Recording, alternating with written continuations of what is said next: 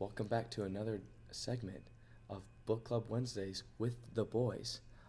I'm Dylan Peterson. I'm Chris Meyer. And I'm Chandler Todd.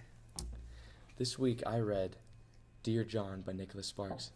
Such a touching book. Me and my Nana read it. We both cried. Very touching. Chris? I read Twilight by Stephanie Meyer. Bella and Edward have such a dynamic relationship. It's truly inspiring. You know, my sister read that book. Yes, She loved it. She loved it. I loved it. So I just finished, well, not really. I'm kind of in the middle of How to Get a Girlfriend. It's actually a kids art award from two of the best authors of all time. And I never knew that you're supposed to shower in order to get a girlfriend. You're kidding. Would you like Yeah. to read some of it? In order to smell.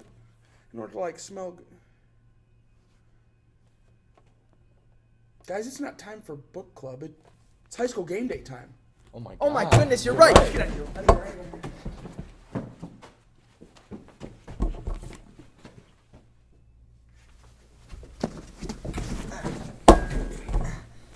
Oh my god. Hello and welcome back to another edition of High School Game Day. I'm Chandler Todd. I'm Chris Meyer. And I'm Dylan Peterson. Let's dive in here with our opening game of Dyke versus West Lyon. We are going to the playoffs, guys. What do we got? This is a great matchup, West Lyon versus Dyke. Dyke has one of the most explosive offenses in the game still playing. Okay? Drew Sonnenberg has more touchdowns than any 1A quarterback that is still playing in this week. Dyke has a three-threat offense. They got their quarterback in Drew Sonnenberg. They got Cade Bennett, who's a killer running back with 21 touchdowns. And then they got Parker Kaiquit, who has 13 receiving touchdowns on the season. Triple threat, dynamic offense. I absolutely agree. And what I'm really liking about Dyke is the endurance. They are strong. The game against Appleton Parkersburg. Holy cow, did they play strong. And then great performances by none other than Cade Bennett. I watched a 54-yard run. That was absolutely amazing. The guy's on fire. This Dyke team has a lot of momentum going for them, and I think this is going to make a huge role for the playoffs.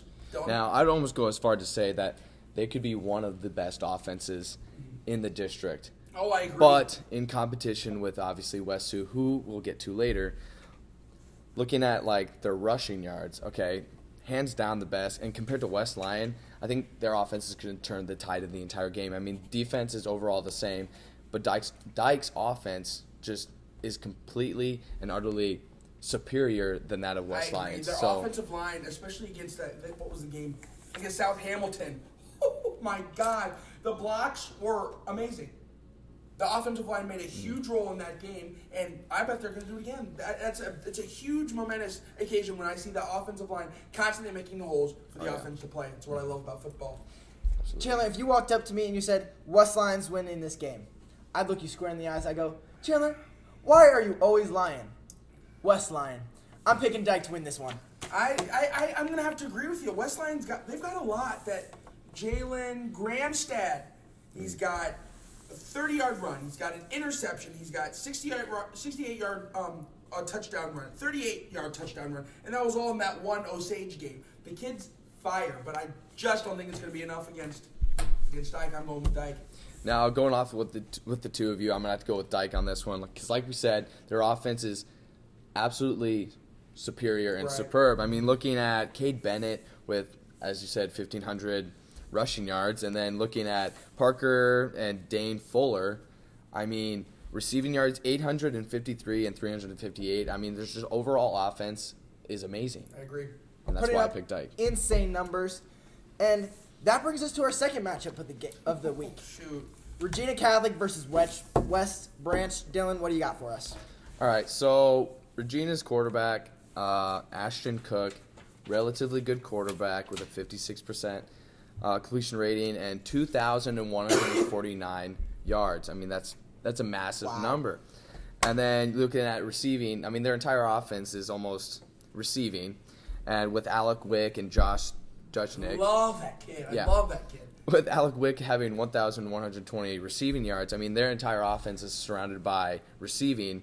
And then looking at West Branch, just by comparison, their entire offense is rushing. So you see these two offenses that are almost completely different going against each other. I think this matchup is going to be very interesting. I agree. Like- This is going to be a great matchup. Go ahead. Like you said, West Branch is not as much of a passing team as Regina. Nobody's as much of a passing team as Regina. No. They're putting up insane passing numbers. West Branch, they have half the passing attempts as Regina, but that's because they have a stud in the backfield, Tanner Lukovsky. This kid is awesome. He's put up 1,104 yards on the season with 13 touchdowns. Yeah, not to mention the 3 awesome interceptions, but I'm going to have to go off of this is going to be a heck of a tough battle. Regina, what I've noticed, especially from the quarterback, Ashton Cook, he's got a heck of an arm. There's jet passes constantly to the receivers, and they're perfect passes. They've got a good offensive line, but what I'm really liking, and as I had mentioned earlier, I love this kid, Alec Wick. I watched the game against Regina versus Minneapolis, and holy cow, the spin moves, the jukes, he's quick on his feet, he's an all-around great player. And I think that's going to take huge effect. I'm going to have to go with Regina. Okay. Ashton Cook, Regina's quarterback, great quarterback. But you got to give credit to West Branch's quarterback, Gavin Hiersman. Sure. He has 18 touchdowns on the season and only 3 interceptions. Right. Really good numbers. Gavin with Lukovsky. Oh my God. Studio difficulties. Studio It's fine. difficulties, excuse us here. That's why I'm picking West Branch for this one. I honestly think that it's really gonna go off the Regina team. What I've also really liked is the quarterback keeps. They're making plays for the quarterback. They've got they're quick off the line, which I really respect, and the quarterback keeps are awesome. The fades are awesome. It's all around really good, and I'm still going with Regina here. Well, I'm going to have to go with Regina as well, and just because this matchup overall is just evenly matched to an extent. Now, when I'm looking at, let's say, semifinal and final games, I'm looking at the passing team, and Regina is a passing team. Yeah. So that's why I pick Regina, just because of their overall offensive performance and their passing. I agree. All right, it'll be interesting to see how it turns out. Oh, for sure. Now, let's look at West Sioux versus Trainer. Chandler, what do you got? This one is going to be a good one. What I've really liked from Trainer, that Jake Fisher has the arm of an angel. Words cannot describe. The touchdown passes, the short game, it is all connecting with Jake Fisher. I love it. The game against Red Oak, the tackles that are being broken are absolutely amazing from this Chase Reber. Is that what we're... Chase Reber. Oh my gosh, Chase. He's fast on his feet. He's one heck of an asset to the team, and it's going to take full-fledged, especially coming into the playoffs. Jake Fisher has 8 touchdowns on the season. That pales in comparison to Hunter Decker's. West Sioux's quarterback with 31 on the season, almost 4 times as much. Iowa State commit. He's an Iowa State commit. He's heading there next year. It's going to be a great game. West Sioux, another insanely awesome offense. They got Cade Linnett with 1,433 receiving yards. He's leading the team in receiving yards. He's also leading the team in rushing yards with 493. And what I really do like about West Sioux, those numbers are awesome to watch. That former Newfoundland Mustang player, Bryce Kopic. Oh my! He's great on his feet. We watched him at the Sibley Cheatham game. Yeah. Oh my gosh, he's all over it. He's got the running. He's got good spin moves. He is another asset to this West Sioux team. And we remember Bryce back in the days. Oh, yeah. When he was at Newfoundland. Old Mustang. Wow. The old Mustang. Yeah. Anything, Dylan?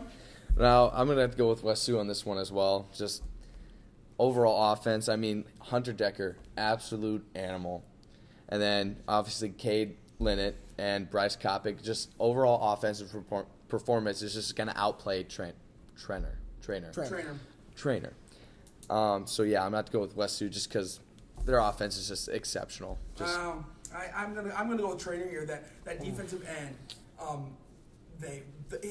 This Chase Reber, he's got big sacks. He's great he's wonderful for the defense. Not to mention he's an absolute asset to the offense. I'm going with Trainer. They're cooking stuff up lately. I've been loving it. To me, Trainer's team is carried by Jake Fisher. All right? He's a quarterback, and he's their leading rusher. West Sioux has so many people who can get the ball downfield and score touchdowns. It's incredible. That's why I'm picking West Sioux. I think they're going to win this game. Oh, yeah. I think we should switch to our game of the week. None other than South Central Calhoun. The Titans versus the Van Meter. I'm not sure about this one, boys. This could be a heck of a matchup for SEC, the one they've been waiting for all year. What do you think?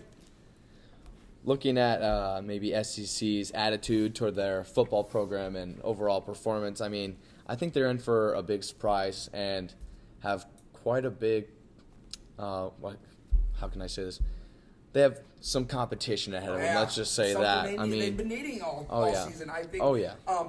Watching these kids, especially Blake McAllister, who I've really been loved watching, against the Southeast Valley game. Every hole that he could possibly find, he found.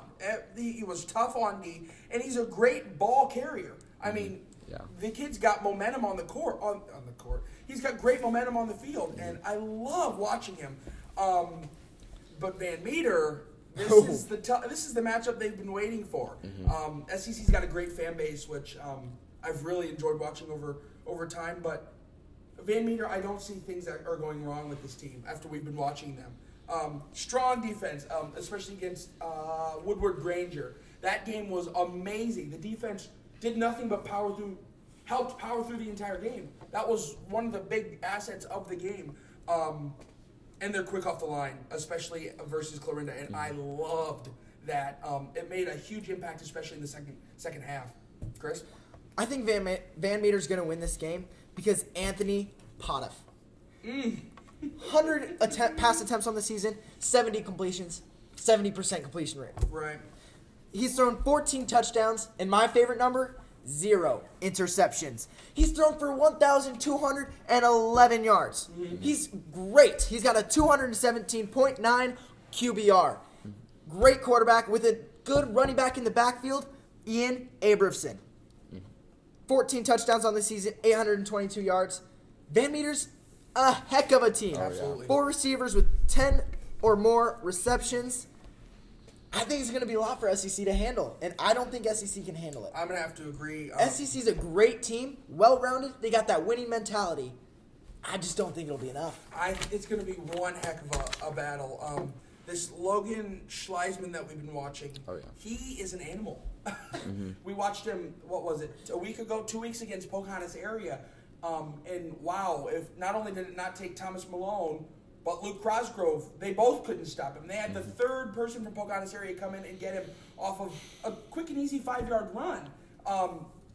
The kid can't be stopped. I love watching him.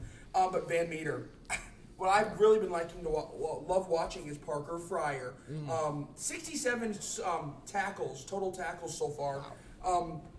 He's great in the secondary. He's an all-around animal. And he does what we haven't seen through a lot of teams, and especially against SEC. He finds the holes to close, and that's going to be huge. That's going to be huge. I'm going with Van Meter. Now, I'm going to have to go with Van Meter as well, but to give SEC a little bit of hope, I think what's really going to bring their chances to this game is their defense. I mean, they have a good ball-stopping power, and with offense, like the explosive offense that you see with Van Meter, I think their defense is going to be very key. I mean, but also you got to look at Van Meter's offense. Will SEC's defense be enough? I mean, their lead rushers for Van Meter have more than 200 yards on SEC alone. So, I mean, their defense is going to be really important for this game.